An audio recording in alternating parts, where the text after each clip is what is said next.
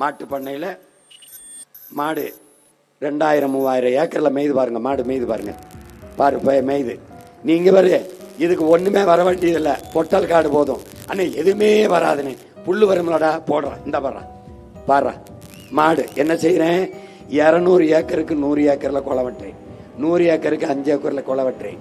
அவன் பாட்டுக்கு சுதந்திரமாக மேய்ஞ்சு திரிவான். இங்கே பாரு. நீங்கள் வாங்கருவா வச்சுக்கிட்டு தூக்குச்சட்டி வச்சு மேய்க்கிறது இல்லை ராஜா. அந்த வேலை கிடையாது. இங்கே பாரு. நாடெங்கிலும் மேய்ச்சல் நிலம். அவன் சாப்பிட்ற வாகை அகத்தி புல்லு எல்லாம் வளர்த்து விட்டுறோம். இங்கே பாரு மரம் சாப்பிடுது பாரு. மேயுது பாரு. மேயும் பார்த்துக்கிட்டே எப்படி பாரு போகுது. இது எதுக்கு? இந்த இடத்துல ஒரு நிலத்தை 3 பயன்பாட்டுக்கு கொண்டு போறேன். எப்படி? மாடு கீழே மேய்ஞ்சுக்கிட்டு இருக்கு, மேலே காற்றாடிய போட்டுறேன். காற்றால மின்சாரம். நல்லா கவனிச்சுக்கணும்.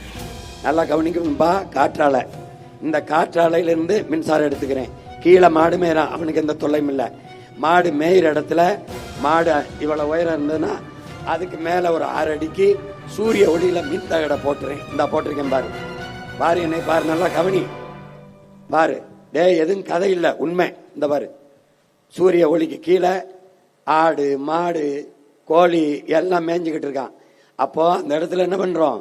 மின்சாரம் தயாரிச்சுக்கிறோம், மாடும் வளர்த்துக்கிறோம். சூரிய ஒளி காற்றாலை மின்சாரத்துல சூழியலுக்கு சுற்றுச்சூழலுக்கு எந்த கேடும் கிடையாது. அணுவுல வெடிச்சது, அனல் மின்சாரத்துல இந்த சாம்பல் புகை வந்தது எதுவும் கிடையாது. உலர் சாம்பல் வந்தது எதுவும் கிடையாது. இப்போ இந்த குளத்துல மீனை வளர்த்துக்கிறேன். இங்க பாரு. பாத்துக்க. மாடு மேய்து. மாடு போய் நீங்க தங்குற இடங்களுக்கு இப்படி குடிசை போட்டுறேன், கூரை போட்டுறேன். கூரை மேல சூரிய தகடை போட்டுறேன். பார்த்துக்கிட்டே வா. அந்த இடத்துல கால்நடைக்கு மருத்துவமனை, அரசு மருத்துவமனை, கால்நடை மருத்துவர்களுக்கு அரசு கால்நடை மருத்துவமனை கட்டி அந்த பண்ணையிலே வாழ்றதுக்கு அவங்களுக்கு வீடு கட்டி கொடுத்துறேன். நல்லா கவனிச்சுக்க. எத்தனை பேருக்கு வேலை வருதுன்னு பாரு. கொஞ்சம் யோசிச்சு பாரு. உன் நாட்டை இப்படி கற்பனை பண்ணி பாரு. உன் மகன் ஆட்சியில் எப்படி இருக்கு பாரு. கொஞ்சம் பாரு. நாட்டை பாரு. பால் பண்ணை பார்த்துக்க. பால் உற்பத்தி, பால் பொருளில் இருந்து வெறும் பால்னா பால் இல்லை.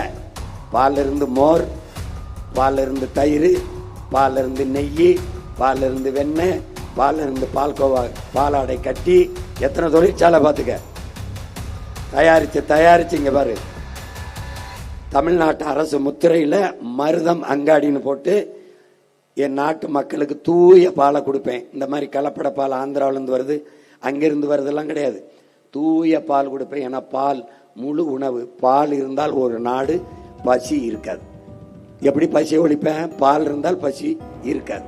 ஏன்னா நீ எந்த திரவ உணவுலையும் கழிவு வராது, பால்ல கழிவு வரும். பார்த்துக்கிட்டே இரு.